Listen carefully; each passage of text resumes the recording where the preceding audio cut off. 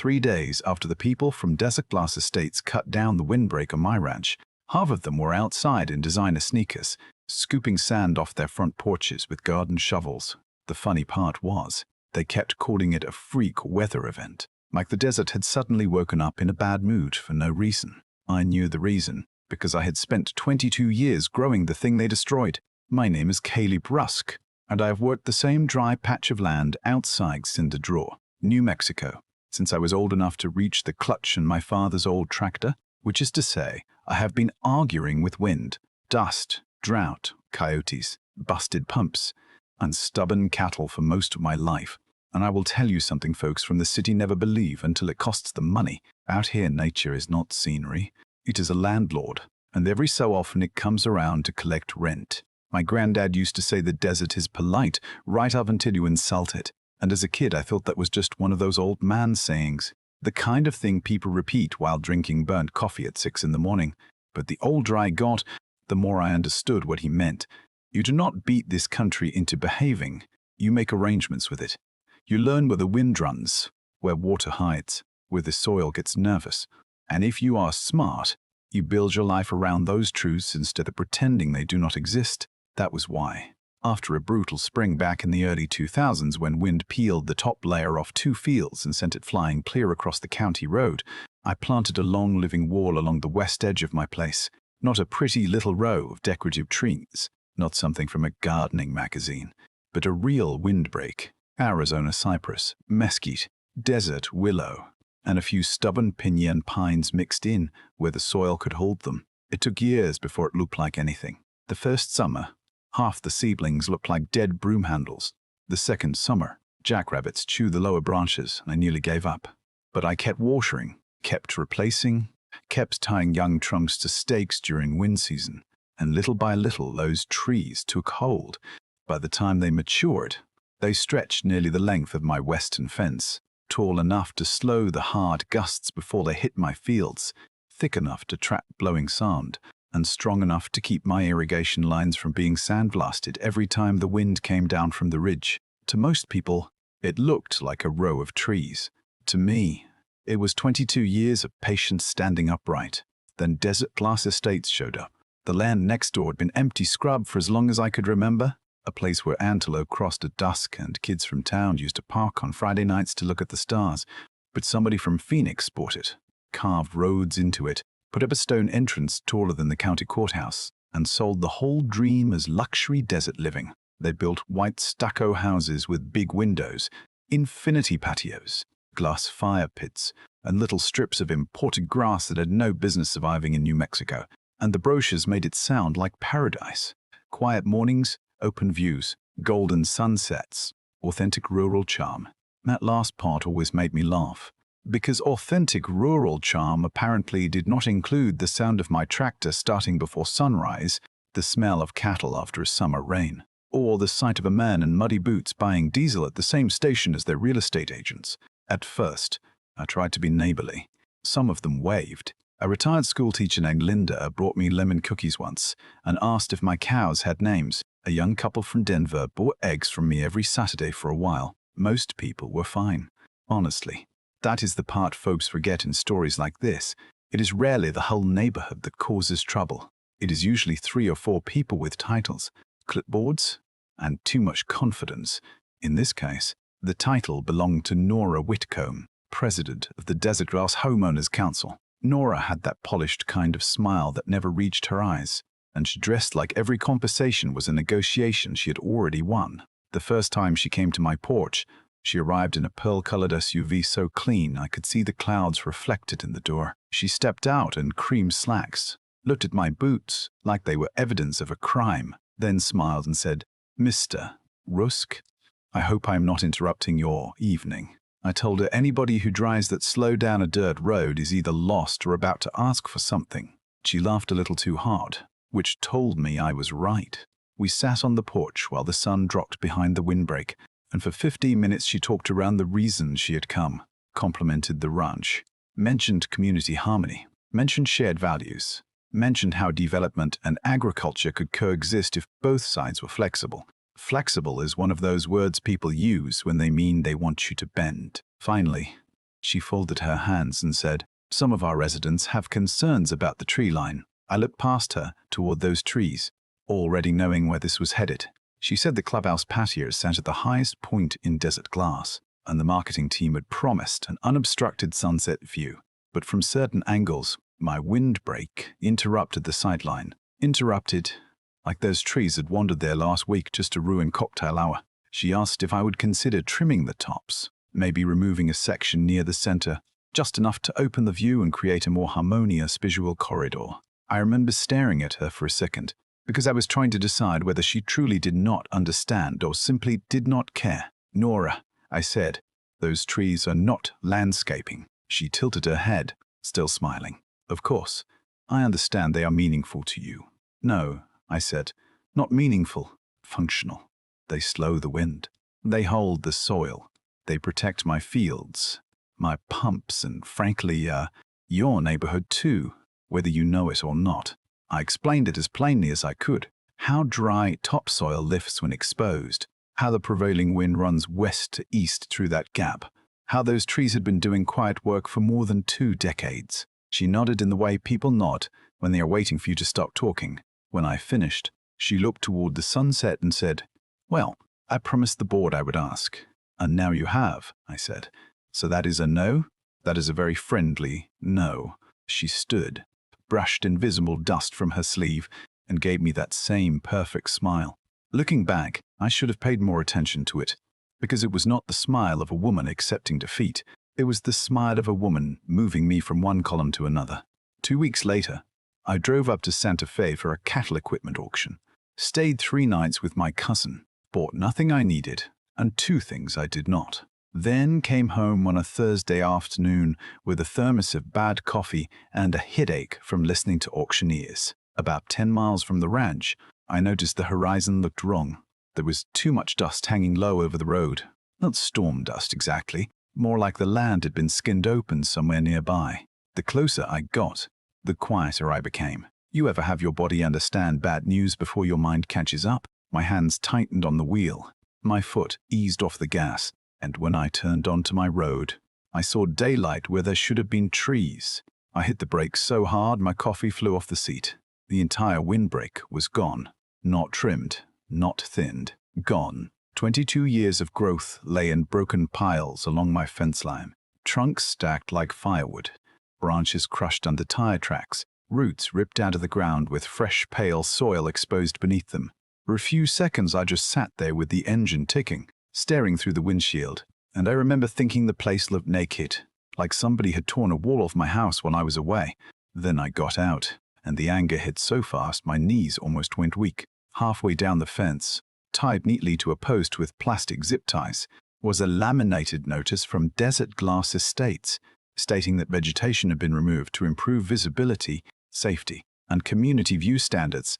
I read it twice, because the first time my brain refused to believe anybody could put trespassing, destruction of property, and arrogance into one paragraph and laminate it. I called the sheriff first, not because I expected him to fix anything on the spot, but because when somebody drives heavy equipment onto your land and wipes out 22 years of work, you want more than your own temper standing there as evidence. Deputy Marlon Pike showed up about 40 minutes later, a big, slow-moving man with a gray mustache and the patient eyes of somebody who had spent too many years listening to neighbors lie about fence lines. He stepped out of his cruiser, looked at the empty strip where the trees had been, then looked at the laminated notice in my hand, and for once he did not say much. He just took off his sunglasses and muttered, "Well, Caleb, that is one way to make a civil matter expensive." I called my attorney next, a sharp little woman named Beth Mallory who had handled water rights disputes, grazing leases, and one ugly inheritance fight involving my aunt and the mule barn. So I trusted her more than I trusted most institutions. Beth told me not to touch the notice, not to call Nora, not to go marching into Desert Glass with steam coming out of my ears, and most importantly, not to say anything stupid that could later be printed in a deposition. That last part hurt my feelings a little, because I had several stupid things ready to go. I spent the rest of that evening walking the boundary with Marlon, taking pictures, recording video, counting stumps, measuring tire marks, and trying to keep my breathing even. Anger is a strange thing when you get older. When I was 25, I would have yelled, slammed doors, maybe driven straight to their clubhouse and made a scene worthy of local gossip. But standing there in the dusk, looking at those ripped-up roots, I felt something colder than anger. I felt the kind of calm that comes when you realize the world is already moving in your favor, and all you have to do is not interrupt it. After Marlon left, I went inside and pulled up the camera feeds from the poles near my equipment shed and the north gate. I had installed those cameras after some copper wire went missing a few years back, and I mostly used them to watch raccoons act like criminals near the feed bins. But that night, they earned every penny. There they were, plain as sunrise. 3 work trucks entering through a temporary opening cut from the Desert Glass side. 2 skid steers, a bulldozer, a chipper. Men in orange vests moving along my fence like they owned the place. Around 10:17 in the morning, Nora Whitcomb herself appeared on camera, standing beside the foreman, with a tablet in one hand and sunglasses on her head, pointing toward my trees like a general ordering artillery. I watched that clip 4 times, not because I needed to understand it, but because part of me wanted to give her the benefit of the doubt, and part of me wanted to make absolutely sure she did not deserve it. Beth came by the next morning with a field notebook, a camera, and that dangerous little smile lawyers get when the facts have lined themselves up neatly. She watched the footage in my kitchen while I made coffee strong enough to remove paint. When Nora appeared on screen, Beth leaned forward and said, "Oh, that is generous of her." I asked what she meant. She said, "Most people at least try not to supervise their own bad decisions on camera." That was the first time I laughed since I had come home. Beth told me we had trespass, property damage, possible timber valuation, erosion impacts, restoration costs, and maybe punitive exposure if the facts kept getting uglier. Then she said the same thing she had said the night before. Do not contact them yet. Document everything. Let them make the next move. Now, I should say something here because people always ask me later, "Caleb, did you plan what happened next?" And the honest answer is yes and no. I did not create the wind. I did not send dust toward their million-dollar houses with a remote control. I did not step one boot onto their property. But I knew this land, and I knew what removing that windbreak meant. The Weather Service had already been warning about a dry front pushing through, gusts up to 45 miles an hour, humidity low enough to make your lips crack, the kind of afternoon where loose soil does not stay where you left it. The bulldozers had torn up the root mat, broken the crust, and left a long, exposed strip of powdery ground facing straight into the prevailing wind. Any farmer within 100 miles could have looked at that setup and predicted the ending. Desert Glass just had prettier mailboxes than most people who learn lessons that way. That morning, I hooked the grading blade to my tractor and worked the damaged strip on my side of the line. Not deep, not dramatic, just enough to smooth ruts and prepare the ground for whatever restoration would come later. Beth would later describe it as reasonable site preparation after unauthorized disturbance. My neighbor Hank Bell described it differently when he pulled up in his dented blue pickup and watched me climb down from the tractor. Hank was a third-generation rancher with a face like sun-cured leather and a laugh that sounded like gravel in a coffee can. He looked at the empty fence line, looked at the bare soil, then looked east toward Desert Glass. "You know, the wind is coming this afternoon, right?" I wiped dust off my hands and said, "I have heard rumors." He chewed on that for a second, then grinned. "Think they know?" I said, "Hank, they thought mesquite was a view obstruction." He laughed so hard he had to lean on his truck. That is the thing about people who live close to the land. We are not always kind in the way polite society measures kindness, but we have spent our lives watching consequences arrive on schedule. We warn folks when we can. We explain when they listen. But once they ignore every sign, every fence post, every old man with a sunburned neck telling them trouble is coming, eventually you step back and let the country speak its own language. The wind arrived just after lunch. At first it was nothing special. Just a few restless gusts moving through the yard, rattling the tin overhang by the barn, pushing dry weeds along the drive. By 2 o'clock, the sky had gone pale and flat.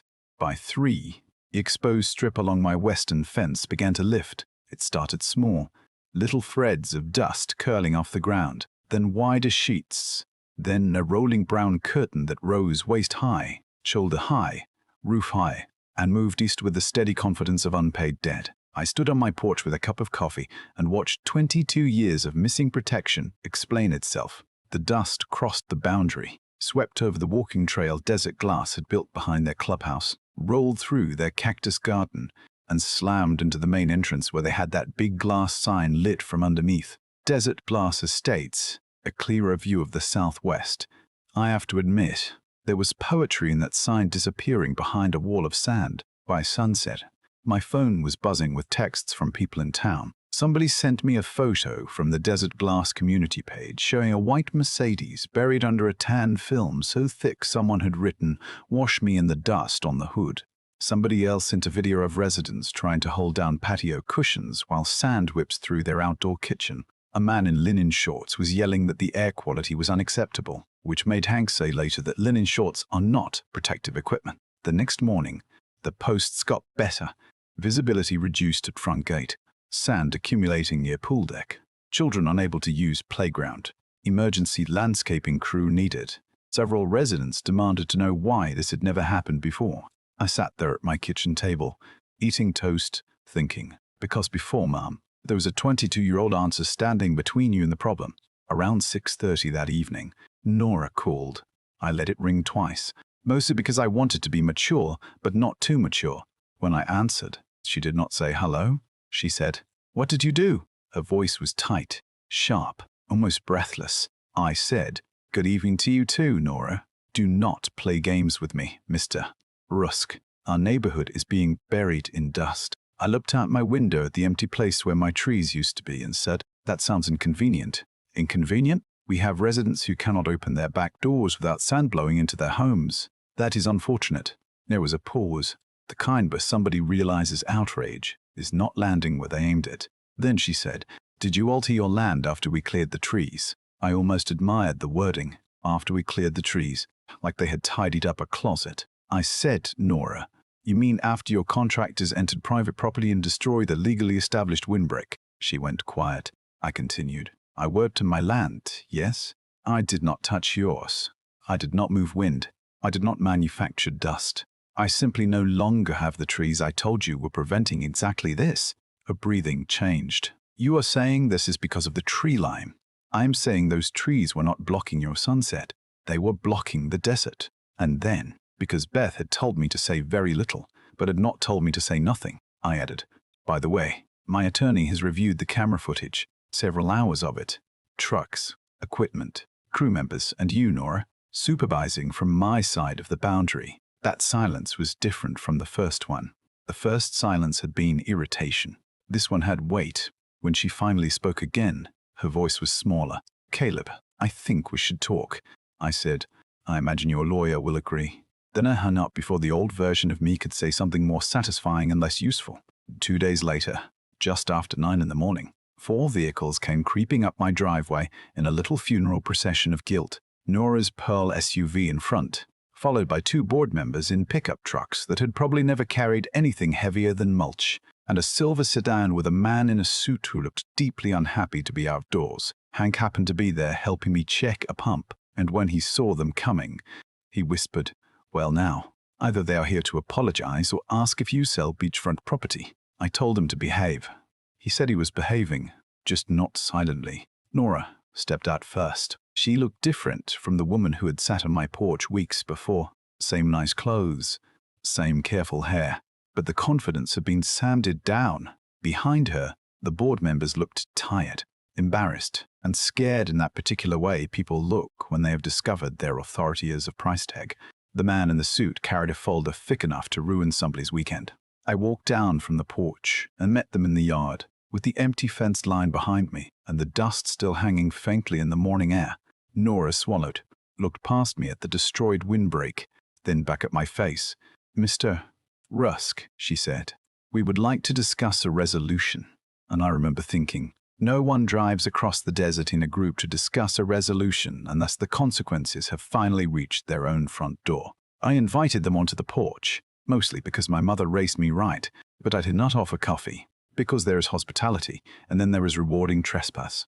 Nora sat stiffly in the same chair she had used weeks earlier, only this time she was not talking about harmony, visual corridors, or shared community values. Funny how fast pretty words disappear when people are digging sand out of their swimming pool filters. The man in the suit introduced himself as counsel for the Desert Glass Homeowners Council, and Beth, who had arrived 10 minutes after they did, because I had texted her one sentence that said, "They are here," took the chair beside me and opened her yellow legal pad without saying a word.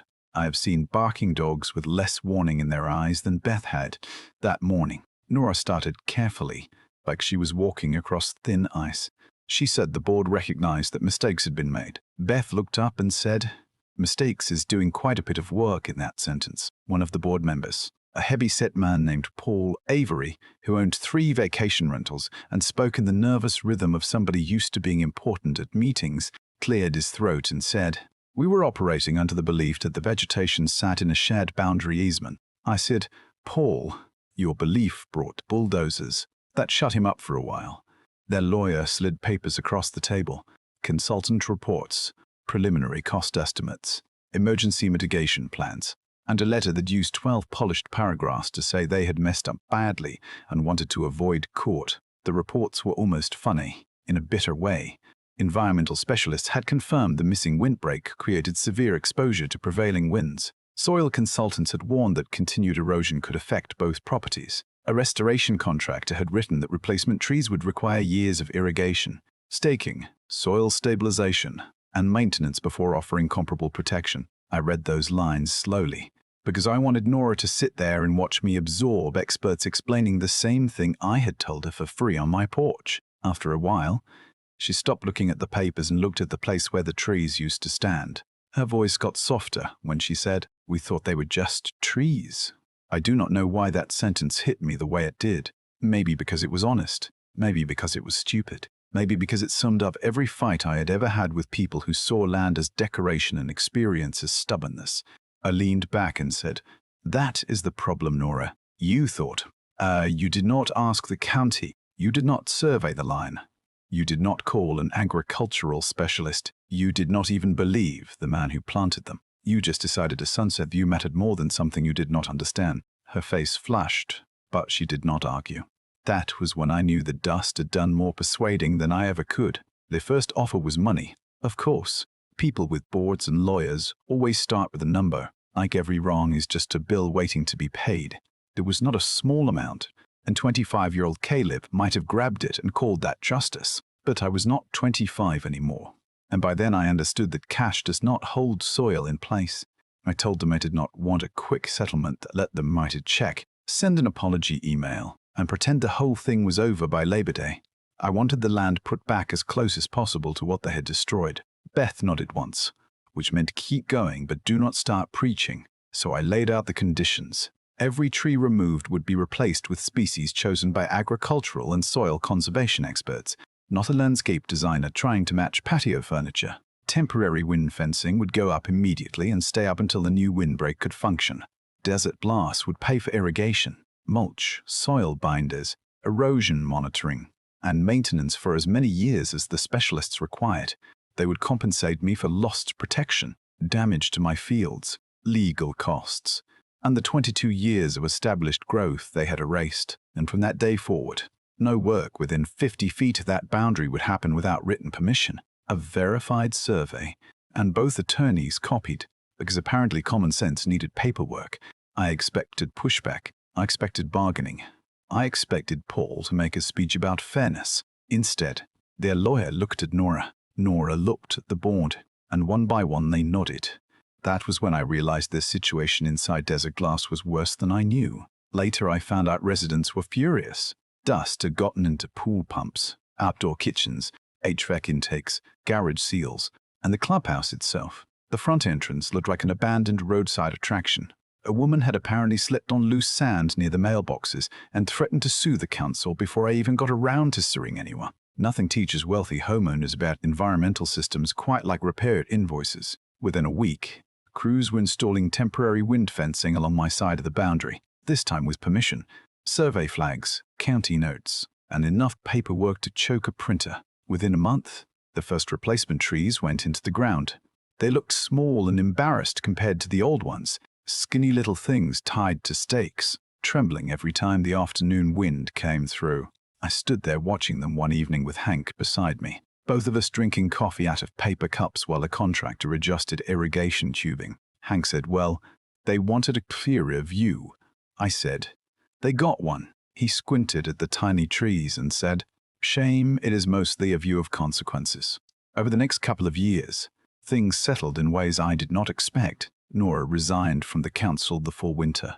Paul stopped waving for a while, then started again, awkwardly, like a man trying to make peace with his own stupidity. Some of the residents turned out to be decent once they learned the truth. Linda, the retired schoolteacher, came by with cookies again and apologized even though she had not been involved. A young father from Desert Glass asked if he could bring his kids over to see how irrigation worked, because, as he put it, apparently we moved to the desert without knowing a thing about the desert. I respected that. There is no shame in ignorance if you are willing to learn. The shame is in being warned and choosing arrogance, because arrogance feels more powerful in the moment. About a year after the whole mess began, I ran into Nora near the new windbreak.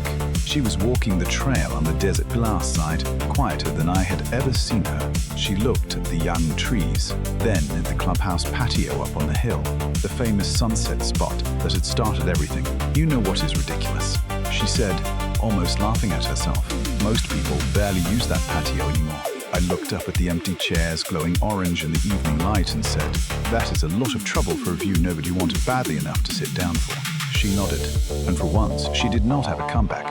We stood there while the wind moved through those little trees, not strong enough yet to stop much, but strong enough to make them whisper. I thought about my granddad, about the old windbreak, about all the years I had spent nursing those trunks through heat and drought, and I realized the hardest part was not losing the trees.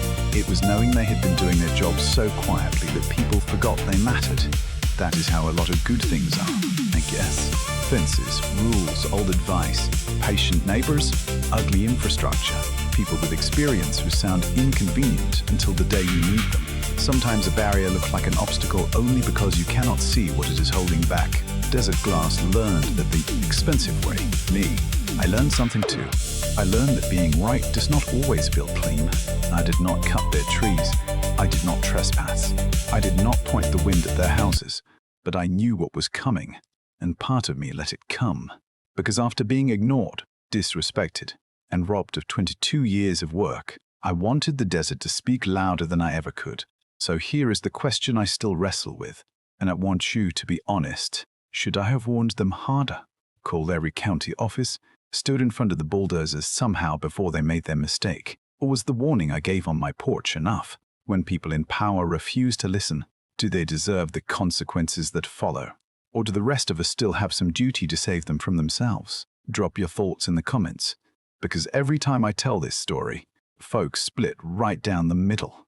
Some say Desert Glass got exactly what they earned. Others say I let justice get a little too close to revenge. I am still not sure where that line is, but I can tell you this much. Every time the wind comes down from the ridge and those new trees start bending, I look toward that neighborhood and remember one simple truth. The desert does not care who is right. It only cares what you removed.